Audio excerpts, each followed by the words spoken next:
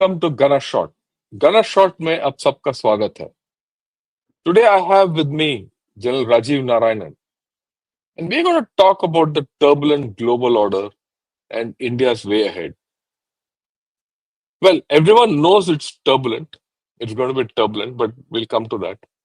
And everyone knows there's a global order. But what is this thing called global order? You know, very few people seem to be understanding what this issue of global order is. First, we'll have a look at that, and then we will take up other issues. Okay. Now, the global order, in a loose manner, it refers to the arrangement of power and authority that provides a framework for the conduct of diplomacy and geopolitics on a global scale. And this framework is often referred to as the rules-based order. And this is affected through global institutions like UN, World Bank, IMF, WTO, UNCLOS, and the likes, right? And the whole story is driven by the great powers, the middle powers, and then the lesser powers in their hierarchy. Uh, for the past 10, 15 years, it was accepted virtually that USA was the great power, a superpower, you know. Uh, Almost the unipolar world converted into a multipolar world. Whatever you say, USA was the biggest power. China was striving to catch up with it. And then the lesser orders, middle powers like India, Russia, and all this came. That is under change. The way Trump has come back into USA and is promising change, a lot of things are going to change in USA. It appears so. On the other hand, you see uh, China struggling. It's gone into a recession, it's gone into a decline, and its economy is not likely to revive, and many other things which General Rajiv Narayanan will explain. So it's not able to contribute to the global order. In fact, it wants to have its own order still. You know, look at Russia, another great power. It is stuck in a war for the past 3 years. People say its economy is flourishing and everything is fine, but war economies rarely flourish after the war ends. And I think both Ukraine and Russia have come to a state of exhaustion where they have seek peace one way or the other. And then you look at Syria. Whatever has happened at Syria has completely changed the course of the Middle East. Whatever the order which existed in the Middle East has been broken. And something new is to come up, no one knows. Till a month back, we were all thinking of the power Iran was projecting all over the Middle East through its affiliates, Houthis, Hezbollah, and Hamas, and all that. Today, Iran is, I have not heard a word from Iran for the past 1 month. Chup, after whatever has happened in Syria. A lot of things are changing. So, in this context, how does India conduct its business? That's the $1 million question with us. And that's what General Rajiv Narayanan is going to speak of, and we'll pick his brains for that. Rajiv, sorry for this longish introduction. No Over issue, to no you. issue. You set the platform. And to the people, I'm looking at it more. Gen Shankar, we have been speaking about the geopolitical situation and what India needs to do. This, I will give you a geoeconomic perspective, place certain issues that you need to look at. If you can grab this opportunity, like we have been telling, this strategic window that you're getting is just about 10, max 20 years. If you don't grab this opportunity, thank you very much. It doesn't come. And after, you'll get it after multiple generations when we don't know. To add to what Jan Shankar had mentioned, Europe and EU is also facing a big internal strife. Nationalists versus Islamists versus leftists all together. And it's coming out on the streets. In our own neighborhood, you find on one side Pakistan is imploding, on the other side Bangladesh is stuck in a quagmire. And North Myanmar is out of control of the military junta there. That's the way it is, and you really don't know which way Nepal and Maldives will go. Sri Lankan PM has come, but they're not yet out of the woods. They're still struggling. So while we have seen in the extended neighborhood he has given of the Middle East what has happened, our immediate neighborhood is also not a secure place. It's in strife. The PRC economy is tanking big time. Their own economists are telling now that even if they put in today 1 trillion yuan, the economy cannot survive, because essential problem is the overcapacity that he made and refusing to accept that they put overcapacity in place. And his market was US and Europe. I'll touch on that, what's happened to them. So he's finding it a problem.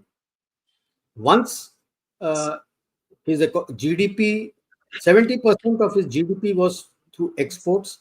The latest report says that his exports has tanked to 37%. That is half generally of what it used to provide. 30% used to be based on the realty sector, and whatever little was left was essentially going to be through internal consumption, which was nothing. After Evergrande, the number two, Vanze or something is the company's name, that is tanked, applied for bankruptcy. And they, why he's saying even if he puts $1 trillion, they're trying to do the same thing again. What earlier they called the local government financial vehicles, where the local governments were allowing the provincial banks to issue bonds. So instead of, they've just changed the nomenclature and says we will permit the local governments to give bonds for land. You're doing the same thing again. That's what has created the NPAs. And number two, who's got the money to buy your bonds? The Aam Aadmi in China has no money. And under all this comes the scrutiny on the efficacy of the UN, which was the central hub of the world, the rules-based order that General Shankar has spoken of. The UN itself is coming under deeper and deeper scrutiny by the nations that it is not delivering what it was supposed to. So what exactly is the evolving scenario? Thanks to Ukraine war, the two main pillars of European economy, Germany and France, their economy has tanked. Germany was the heart of the manufacturing hub of Europe, and it was the heart of the automobile industry. Volkswagen, BMW, Bosch, which makes all those spare parts and everything, and Daimler. Anything between 7,500 to 10,000 workers have been given the pink slip. That's the status. France, similar. And if the two main economies on which the European economy was surviving because all the MSMEs and ancillaries were in other places, if these economies have tanked, what happens to the rest? Keep that at the back of your mind. Next, Netherlands has openly come out and said that we are facing recession. Last 2 quarters, they have faced recession. Germany is still not coming out, but it is known that last 3 quarters, they have faced recession. Recession means negative growth. The rest of the countries currently are openly saying they are facing stagflation. So there is no purchasing power left, and that tells you, link it to 37% export by the Chinese. खरीदारी के खरीदने वाले के पास पैसे नहीं है, क्या खरीदेगा? There's nothing left. US economy also is stalling. People are worried. This year, this financial year, January to December, they've just released the report, 1.5% is the growth. And they are worried. At the moment, what has been targeted for 2025 is 2.5%. Will they achieve it is a big question mark. China itself, because of the tanking of the economy, you find there are disruptions and factions within the CPC which cannot be controlled. That is how Xi Jinping himself has come out openly and said that yes, in a big party like this, there will be fissures. And some mount until you till your second term, did you accept fishers? Chaps were purged and executed. And today you say, means you can't do anything. What are you going to do? PLA themselves have fishers. Now it's out in the open, the fight between Chang Yu-jia and Xi Jinping to take control of PLA and CMC. August, the reports are now coming out. There was a colonel whom Xi Jinping wanted to purge for corruption. He shot 2 of the 4 investigators and committed suicide. In October, a senior colonel, which is a brigadier, was similarly being questioned by the Corruption and Discipline Investigation Committee sent by Xi Jinping. He killed all 4, and their guards killed that brigadier. And reports are coming out that PLA army officers, colonels above, lieutenant colonels and above, are moving around with armed weapons. ये हालत PLA की. If the officers themselves are going to fight amongst each other, do you expect that what will happen? So the shades are coming out of the start of a power struggle in China, PRC to be precise. And in that, I had spoken about Liu Yuan, who is the son of Liu Shaoqi, who was purged by Mao and who had taken control of the princelings year before last from October, November. He has written an open letter to the CPC, the Politburo, that the way it is going, CPC will lose control of PRC, and he has demanded that Xi Jinping be sacked. That he is the reason why this situation has come about.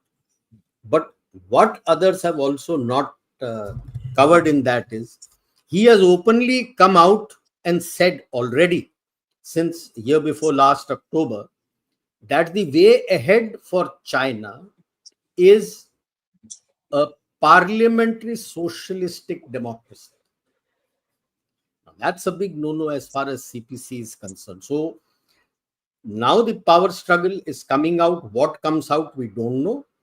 Though some rumors have been coming out that the March plenum, he is likely to be left only as the chairman, Xi Jinping.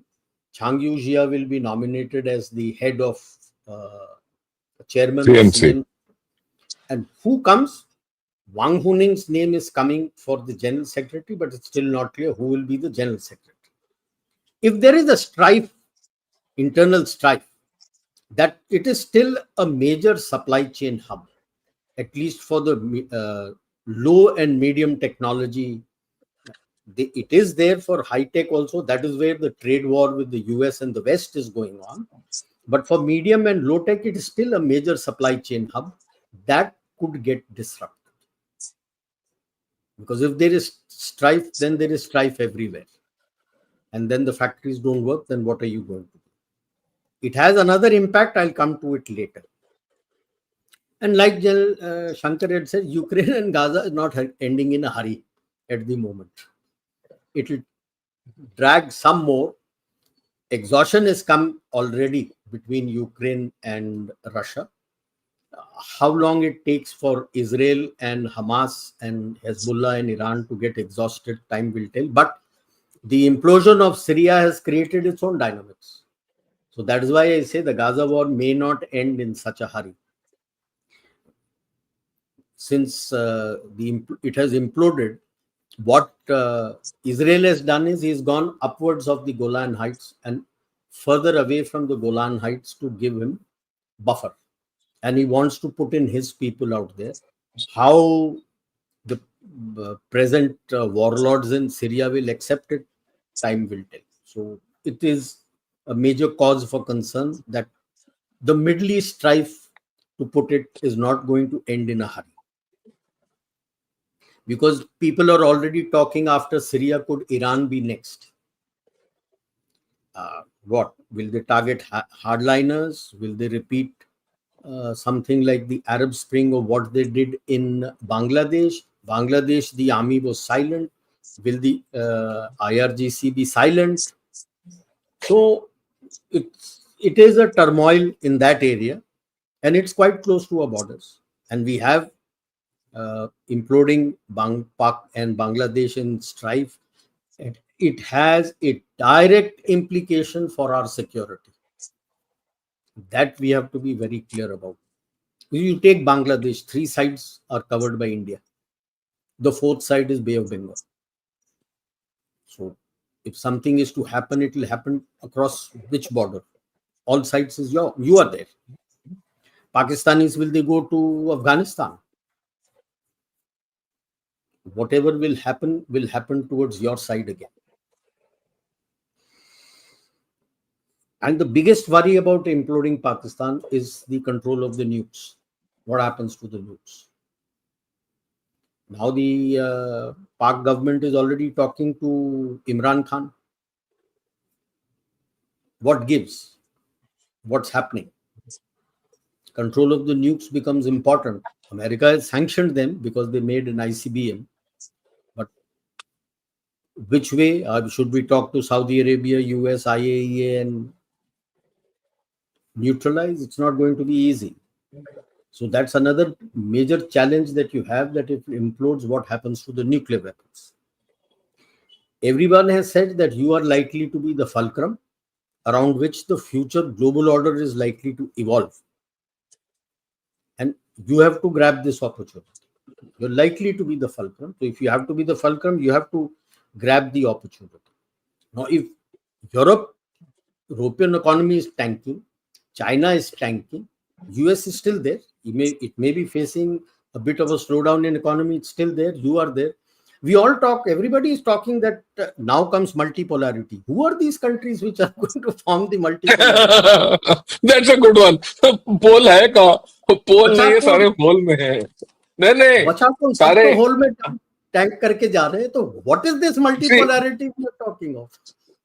the way I look at it, it's not anymore multipolar, it is multiholer. क्योंकि सारे whole में है. They're So all going into holes. Mr. Jaishankar also said we are going towards a multipolar world. I'd like to know which are these poles. Okay, US is Holes. there. You are. Who are the others? Russia. Who else? West Asia is in turmoil. You don't know how much time it will take and in what shape and what manner will it come out of it now, the way things are going. Africa, there's still a lot of mileage to cover. Latin America, there's still a lot of mileage to cover. Japan, South Korea, would you consider them as poles? So, when we say multipolarity, question to be asked is which are these powers which are creating this Holes. multipolarity? I don't see. So that's why it's a big question mark. In what shape the global order is going to come about? And I call it, this is India's opportunity to lose. Why? You have this opportunity to create yourself as a major regional supply chain hub. Let's be clear, everything in China is not going to compete. So that funda has to be cleared. So why? As far as Japan is concerned, South Korea is concerned, Taiwan is concerned, and to a large extent, Vietnam is also concerned. They would prefer the MSMEs to be in China, which is next door. It makes marketing sense. Cost of transportation of goods for them, for their companies to integrate, is much less compared to if he puts it in India and he has to traverse all the way up to go to them. So you should look yourself that I can be a major global supply chain hub. Good. We've been talking about it a long time. It seems the center has a plan. Do the states and business houses have a plan? I have not heard any state ruled by any party have any plan कि centre बोलेगा हम करेंगे. अरे भाई, have you got a plan? Have the business houses got a plan that how can you make use of this opportunity? Have the business houses, the FICCI and CII done any study that to make use of this opportunity, what are the existing policies that the government is following that A, need to be amended, B, need to be scrapped, what new policies should come up? Why are you waiting only for when the budget is coming that you'll go and talk to the government? Can't you do it before? Who stopped you? I don't see that happening. You're ready to cry that government is not changing. Have you pushed the government to say, I want this change? Let's be clear. The bureaucracy which is there are generalists. The business houses know the problems they face when they want to do something in business. Then you should flag those things. Similarly, the states should make their study and SWOT analysis.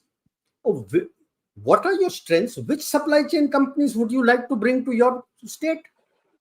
Every state has its own expertise. What do you want to bring in? It's all nice to say that, okay, I'm making this corridor, that corridor good, but लाना क्या चाहते हो आप अंदर? किसको लाना चाहते हो? क्या absorb कर सकते हो? I don't see that. Along with that, have FICCI, CII, and the respective states also worked out that if I bring these companies, what is the kind of infrastructure, the energy, the resources that I need? This is something different. Some other company you're going to bring here to make it a supply chain. Uske raw material resources kahan se aa rahe hain aapko? Have you even thought through? How are you going to get it?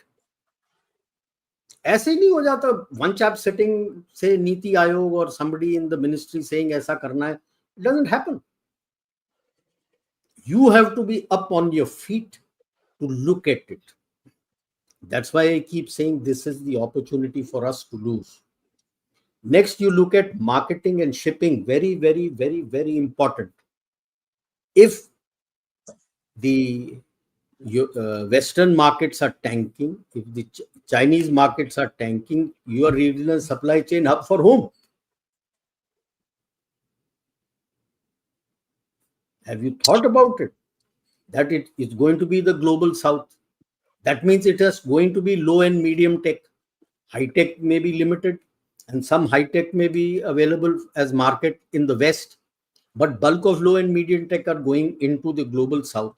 Have you done a survey of global south to understand what is the kind of low and medium tech things are needed there, what they can buy, how they can do it? A lot of them are resource based. Have you thought about factoring in if the Chinese and the West are not able to buy those resources? Are you looking at buying those resources? Helping those companies by giving them investment out there so that at least you have a say in the policies and you have a resource security. Have you thought about it? I don't think. Just we've been saying there is opportunities, geoeconomic opportunities. I don't see these. I don't see in any paper anywhere. My wife and I keep watching these business news channels. I don't see anyone talking about these issues. Isn't see this opportunity? Nobody is going to come and give everything to you on a platter and say, "Bhai, le lo." आपको काम करना पड़ेगा और आपने काम नहीं किया तो ये अपॉर्चुनिटी गई आपके हाथ से. Okay. जब हम when we say high tech, some high tech can also be given to the West. How much can they absorb? What assessment has been done? If their companies are tanking, are you looking at why only looking at supply chains from China? If some of their companies are tanking, are you looking at relocating those companies to India? Or investing something out there and having a say in those policy decisions and making those companies work? And what are the markets for those companies? No, I don't see any of these studies or these discussions. Not even on your TV channels and media channels, anyone who's talking about all these business channels, nobody is discussing about these issues. ओ इसका ये share price उठ गया, उसका ये कर दिया, इसने वो कर दिया. You to remember, the Japanese are up and about. Honda and Nissan have announced their merger. And by 2026, they're going to bring in Mitsubishi also. Do you realize how big an auto company that will become?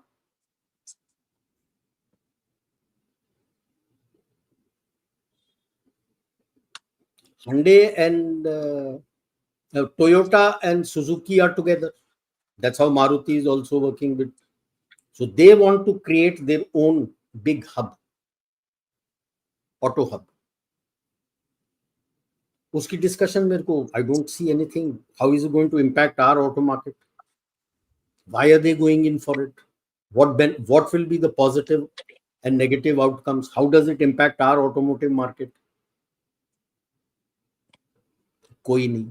Now the most important thing, आप सोच तो रहे हो सब कुछ आप लेके आओगे, शिपिंग कैसे करोगे? The last report by Financial Times said close to 70% of international maritime trade route ports were either controlled or by China or had controlling stakes. And similarly, nearly 80% of the containers which you need, China controls them. And if China is tanking, who controls these ports and how are you going to do it? China went in because these European countries and other countries didn't have money. Have you thought about that? Are you identifying your companies and telling them start investing in those ports? Are you investing in getting your containers? How soon are you going to finish your Sagarmala? Are you planning how soon will you make your 3 deep sea water ports, Vizhinjam, Vizag and Galathia in Andamans? How soon? इसके बगैर आप factory खड़ा कर दो, सामान कैसे लेके जाओ? एंड देन कंटेनर्स नहीं है तो पोर्ट में कैसे लेके जाओगे? आपका सामान पड़ा रहेगा, कंटेनर वोंट बी अवेलेबल. तो चाइना में भी in strife, how do you manage your containers?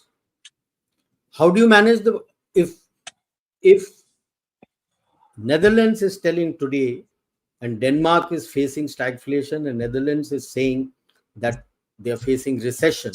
What happens to Maersk Shipping, one of the biggest shipping company in the world? Have you thought about investing in them and taking some control and so that you can manage? These are the things you have to be thinking about if you think that you're going to be the fulcrum. ये नहीं सोचा तो कुछ नहीं होने वाला, वहीं के वहीं रहोगे. एंड इन सब में सबसे ज्यादा इंपॉर्टेंट आपका सागरमाला है. सड़कें तो बन रही हैं, सड़कें से सामान एक्सपोर्ट थोड़ी होता है till you don't have ports and till you don't have your own deep sea ports. So from these Sagarmala ports it has to come to these deep sea ports from where it will be taken. और ले जाने के लिए आपको shipping चाहिए, ले जाने के लिए आपको कंटेनर्स चाहिए. वो चीन कंट्रोल कर रहा है और वो टैंक कर रहा है इकोनॉमी. सोचा है इसके बारे में? And lastly the most important which comes two is security. Yes, Pakistan is tanking. Yes, Bangladesh is in strife. Yes, China is in strife. ये सब सांप हैं, जब ट्रैप होते ना फन मारते हैं. So this is going to be, these 5-7 years are going to be your major internal and external security challenges. इसमें शक मत करना. You cannot trust PRC ever. And Pakistan, Bangladesh and PRC का तो पता है कि he has invested tons and tons of money inside to create strife for you. So your internal and external security challenges will be there. So the modernization, capability development concurrently along with these has to go on of your security forces. Now I'm giving a strategy to become proactive. We had a wonderful strategy from March to November 71 before we went in the East. If US can replicate the Arab Spring and say कि हम ये सब करने वाले हैं, what stops you from replicating this to speed up their implosion and then involve them in a strife and divert their attention अपने internal strife पे? So that he has, it's not that he will not try to create trouble for you inside, but he has less time for that. जब उसके खुद के घर में आग लगी होगी तो थोड़ा मुश्किल होगा बाहर आग फेंकने में. So it's better to get them embroiled and thereafter you take advantage of whatever you want to secure your strategic and national interests. ऐਵੇਂ ही बोलने से क्या फायदा है? आप भी कुछ करो ना. Rather than be reactive, be proactive, at least in your neighborhood. When you know that this is going to happen and he's going to create problems for you, it pays better to be proactive. So remember what I'm saying. The states and business houses now have to start coming up with their own study to see that what all they can absorb if India is supposed to become a major regional supply chain hub. What all they can bring in, that is very important. What kind of infrastructure, what energy needs are required, what raw material resources, what kind of skilled labor is required to take over those. And don't look just at China, even look at a tanking Europe and see what companies you can bring in here. They'll be only too happy to come here and start working. Or if you want to keep them there and start investing and start controlling there. Nobody will say no to you now because they need the money. And shipping. You've got to start taking control of the shipping routes, as at least along the routes as a supply chain hub. You are going to send supplies. So your Sagarmala has to come up, your deep sea ports have to come up, your container traffic has to come up, and the key ports that are important for you for sending your saman, you got to start looking at those ports and seeing, can you take some controlling stakes or invest in them, start doing them. अंदर तो काम होगा, बाहर का लेके कैसे जाओगे? So I leave that thought with you because I don't see this kind of discussion by the economists that what needs to be done. They just say, yes, India has an opportunity to become a supply chain hub. क्या चाहिए बनाने के लिए? वो नहीं आता. So that is where I will end because I thought I need to give it a geoeconomic perspective because this is an opportunity that you have. ये हाथ से गया, thank you, tata, bye bye. You would stay where you were. And then you will Yeah. go back to saying, I'm happy to be in a Hindu rate of growth.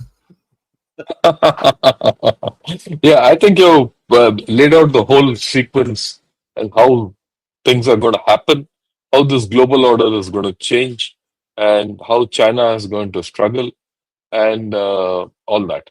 But I want you to explain a bit. You know, we all said USA will have its economy going and things like that, and it will still be the leader of the pack, XYZ. But with Trump coming and the kind of statements he's coming out with, is he not going to induce a whole lot of turbulence in the global order himself? So Or USA will let. the advantage he has over his first term is the global order is in a much deeper turbulence today. Yeah, I agree with you. ठीक है So, sir. Now his problem is going to be, will US economy stay at 1.5% growth, 1.6% growth, or can it improve?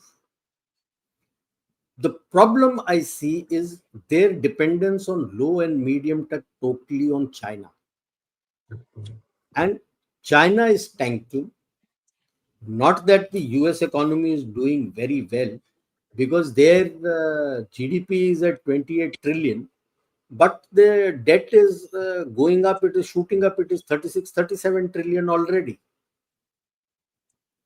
The debt to GDP ratio is going through the roof for them.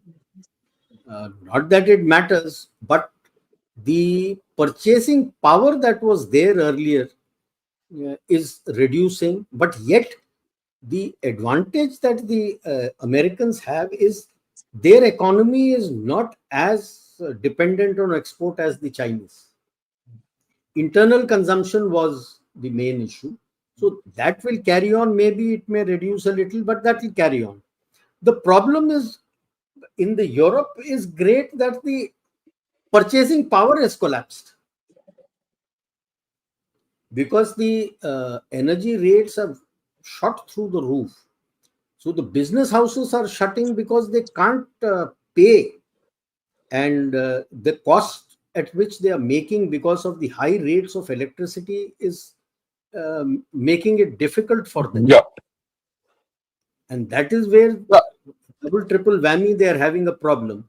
And here comes Trump now suddenly telling that Europe should spend 5% of their GDP on. Maybe he's yeah. selling it because last Mm. time he said 2.5, they went to about 1, 1.5. So he's saying maybe if I put 5, they might reach to 2.5. But 2.5, they can't spend now. Their problem is of paucity of funds. Will he look after his people or will he go and start making Out. things? Yeah.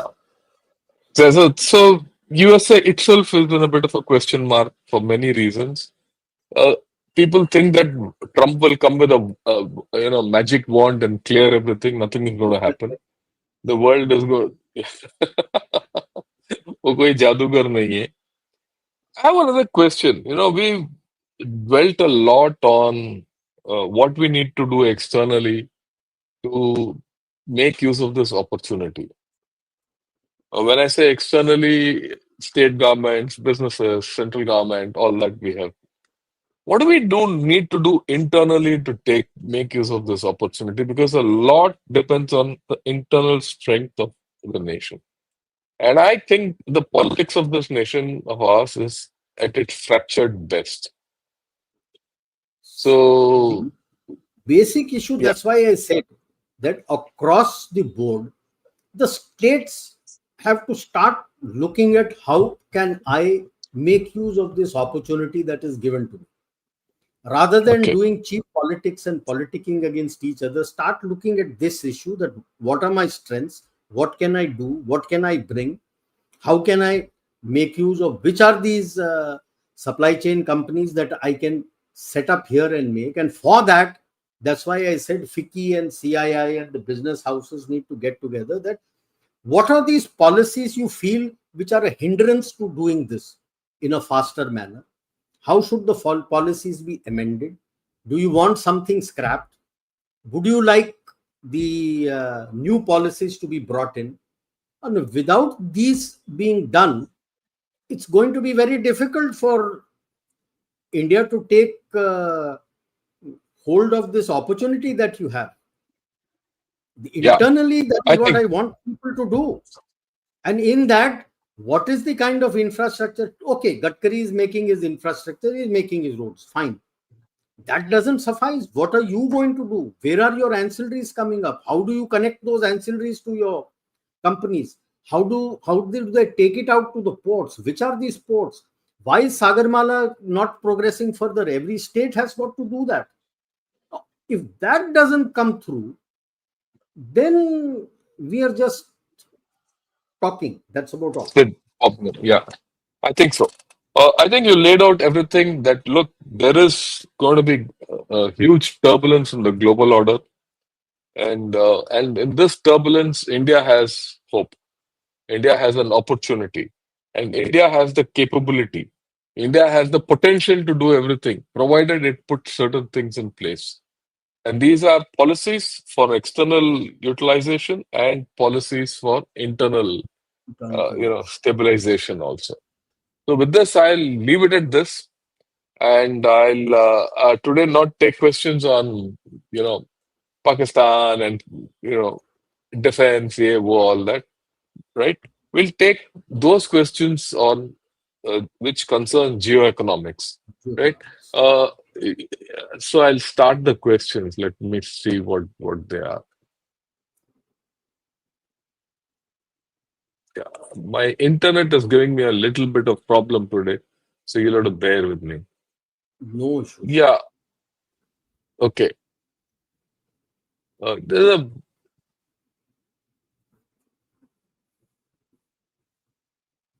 right. Bhaskar says, Sir Jai Hind, one great and wonderful discussion. EM Jaishankarji is on a 6-day US visit, even on US holiday period and power transaction period. Okay. What, yeah, transaction period. Okay, it is a time when change is happening. What kind of give and take will take place between India and USA? Because if these two are the ones who are going to run this world and set the global order in the future, uh, what do you think they should be discussing about? I would think there are a lot of statements he has made also of I will put tariffs on India, and Jaishankar had openly said that nobody can blackmail me to do anything. I will look after my interests. I'm sure he must have gone Yeah. to do back channel talks with people who matter, not exactly with Trump, Yeah. of Uh, how can jointly take it forward. okay. Uh, Next question. Sirs, given that Trump shall be the president of the USA and has a MAGA agenda, what economic tools would he apply to further his agenda in the present geopolitical environment? I think it's a relevant question if you extend it and say what will be the effect globally. See, so when you say MAGA, it's very good as a election tool to say, okay, MAGA. But has he thought about how he is going to reset the factories back into America? I don't see the skilling happening because factories are not run by the managers and senior managers.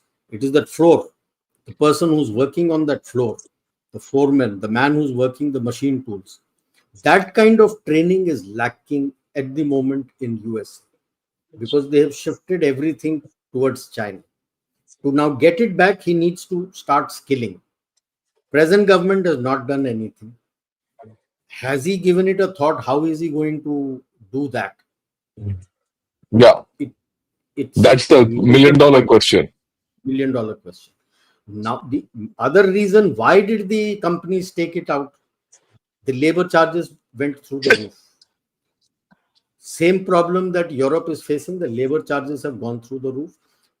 To some extent, China is also facing a similar problem. The labor costs are going through the roof.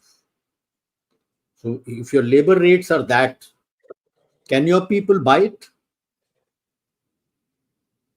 Because the cost will escalate.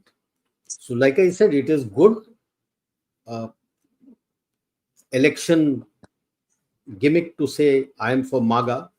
Nice, you have your cap MAGA. But does he have the tools to get these things back and ensure that your economy is safe? It's a bit difficult. It's not so simple Yeah. for Okay. him.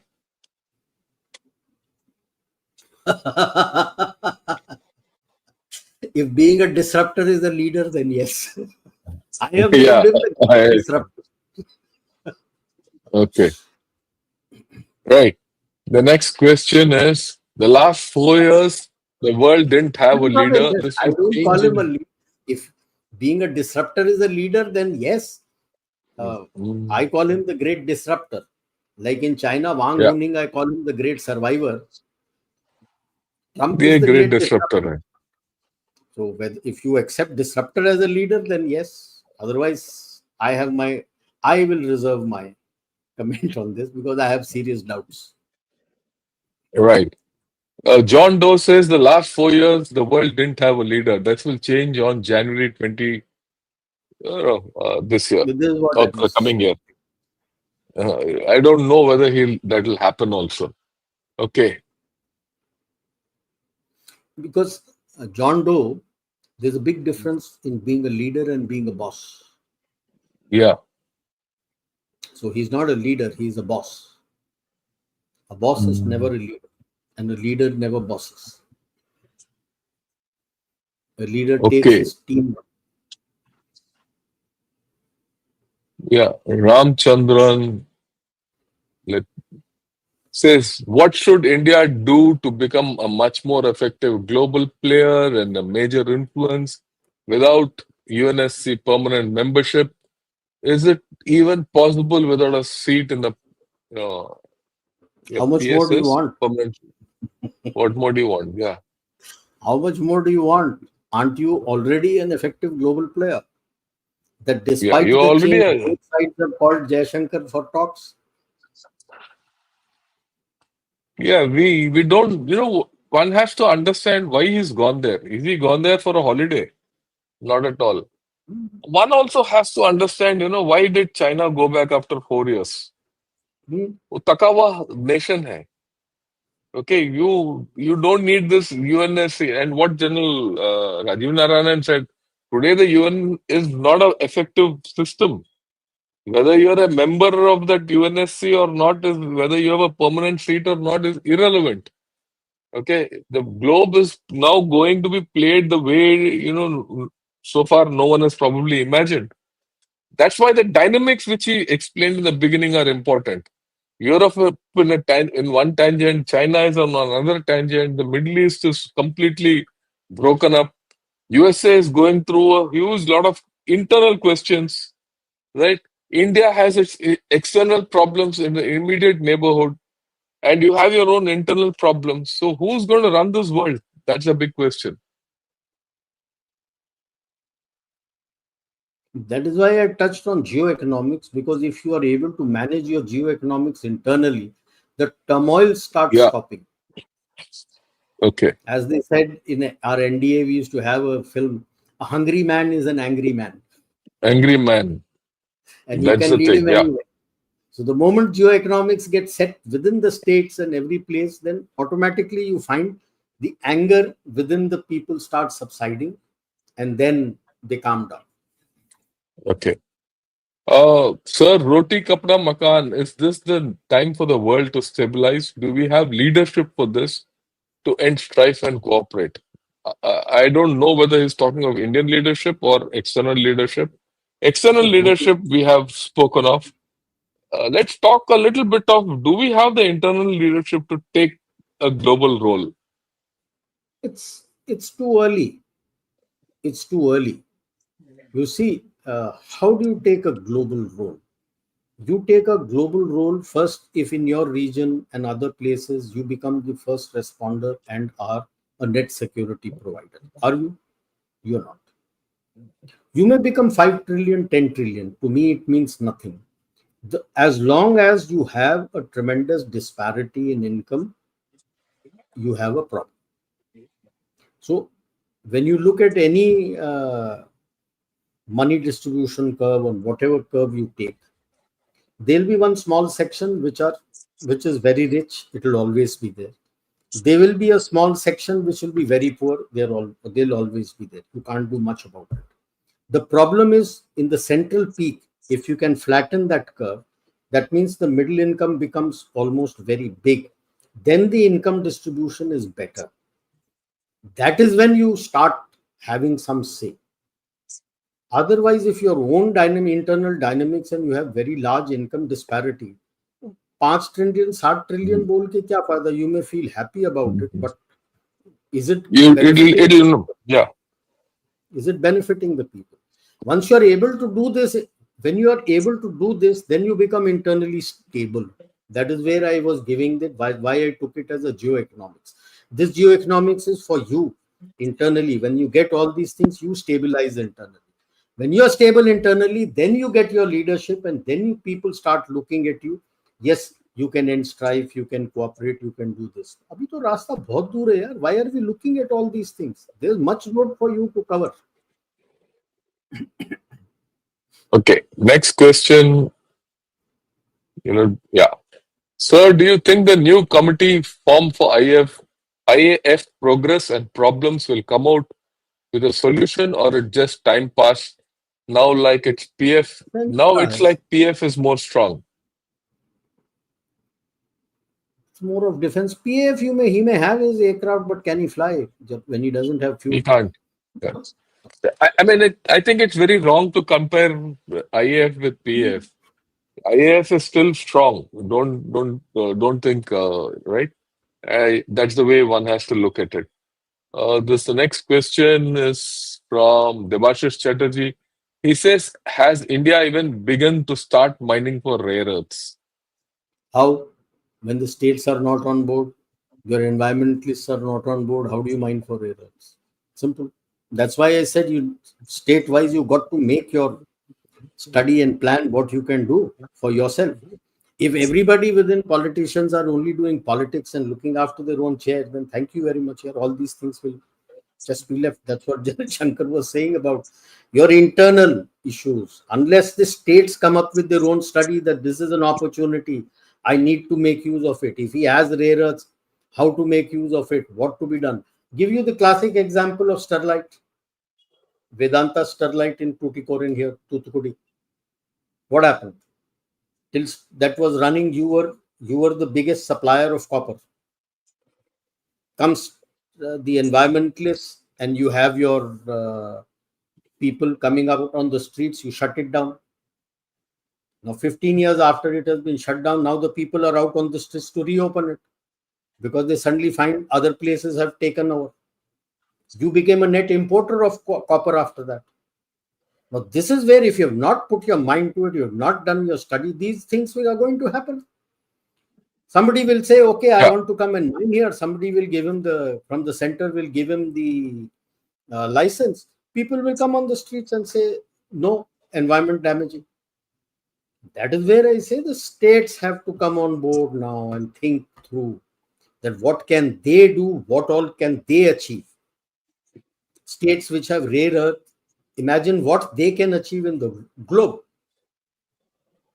If you close your mind and you're only looking at politicking, then that's where it will be. yeah. Okay. Another interesting question. Go a bit. Okay, what would be the future of automobiles if all vehicles are converted to electric? Will it not require enormous electricity generation? Do we have such capacity? No country in the world has that capacity. Simple. And no country in the world you'll find all vehicles electric. Why people talk so much of Tesla in USA, especially Eastern and to some extent on the Western seaboard? Because he's created that grid, and he has created an app which you open up the app, it can tell you which is the nearest charging station, how much waiting time is there, and you can go quickly and charge your car. Do you have that? In the heartland of USA, between the two mountains, the Appalachian and the Rockies, Than Gopal, not there. हमारे यहाँ कहाँ है? And by Yeah, the way, for charging one car is equivalent to running two 1.5-ton ACs for 8 hours. And what they don't tell you is that if you do speed charging, somebody says 10 minutes, somebody says 15 minutes, the life of a battery halves if you keep doing that. And the battery is the hub of your EV. 70 to 80% of the cost of the car is the batteries. The battery which is made with lithium ion is environmentally completely damaging. The electricity that you will need to generate to provide you the charging facilities is again environmentally damaging because you have to use fossil fuel and thermal. You cannot cover it only with solar and wind energy, green. And once the battery life is over, recycling that is again environmentally damaging. It is green only when you're running it, when there is no exhaust. That's it, full stop. So yeah, electric people may talk about it unless you have a similar facility that you have in your solar farms and the wind farms, where there is a redox batteries, redox flow batteries are kept. They charge along with the normal batteries, and when there is a fluctuation, then they release electricity to manage the current so that there is no fluctuation in current. Now, a similar state, normal redox flow is chemical. Your electrolytes are fluid. So today they are working on using solid state. Now, a similar solid state bank with better batteries, which are working. The people are working today on beryllium. They're working on sodium They are working on solid state, but none of them match the kind of power kick that a lithium ion can give. Okay. So if Yeah. once they complete that and you have a redox flow battery solid state available, which recharges the battery automatically without use of your chargers, then they will have some say. Otherwise, as of today, at least in India, is city driving. What is more common today is hybrid. The heavy hybrid Hybrid, vehicles yeah. are ICE and your battery. So electric vehicle, and they're very expensive. A common middleman, a middle income man cannot afford. Very expensive. Yeah. Yeah, I'm with you 100%. There's a lot of hype about EVs, but you'll have problems as we go down the line. You can't do away with normal fuel vehicles. I mean, that's the way I look at it, but more of it Even some other day. I think you've costliest given a is the EV, then comes the hybrid, and then comes the ICE. hybrid and A then comes normal the middle hybrid. income Yeah. chap is going to buy his ICE wala gadi. Yeah. He can't afford even a heavy hybrid. Yeah. Jai Ma Kali from Bangladesh. This is like an inflection point for both Hindus and Bharat. So Bharat needs to make decisions that will ensure security first, therefore focus on military industrial base. You can't only focus there. We have always been telling that both all run parallel. So that's why in security had said the modernization and capability development of security forces, which is not just the military, but even the police and military, the security forces, because they also need to be well prepared to take on the internal challenges. Yeah. Uh, okay, I don't know how much you know the Bharatiya corporates. At least the legacy corporations neither have the capability nor the intent to become a world-class organizations. They're just pathetic. Look, before he gives a comment, I agree with you completely. And that's our weak point. Many of us, it gets masked in many other issues. So your views, Rajiv, on this? See, that's what you have. You got to push them, and that's why I'm pushing them today. Let's start Yeah. pulling your weight and start doing things. Okay. Thank you, sir. I live in the US. I'm impressed by both these gentlemen. Thanks a lot. Uh, yeah, I think we've gone through the whole lot of questions, largely those which concern geoeconomics. I've not taken other questions. I'll do that on Sunday when I have this open hour, right? And we'll talk more because that will probably be the last open hour for this uh, year, and we'll see what all questions people throw up. Till then, thanks a lot for all of you who have joined, and I'd like to thank General Rajiv Narayanan for joining us and explaining this thing, the issue of turbulent global order from a geoeconomic point of view, because most of us look at it from a military point of view and lose the nuts and bolts of geoeconomics, which run the world and put food on your plate, right? And that is at risk today. And let us see how we navigate the future ahead. And simultaneously, like he rightly said, and I've always said, we have an opportunity. India can't waste it. Right. With this, thank you. Good evening and Jai Hind to all of you and Jai Bharat.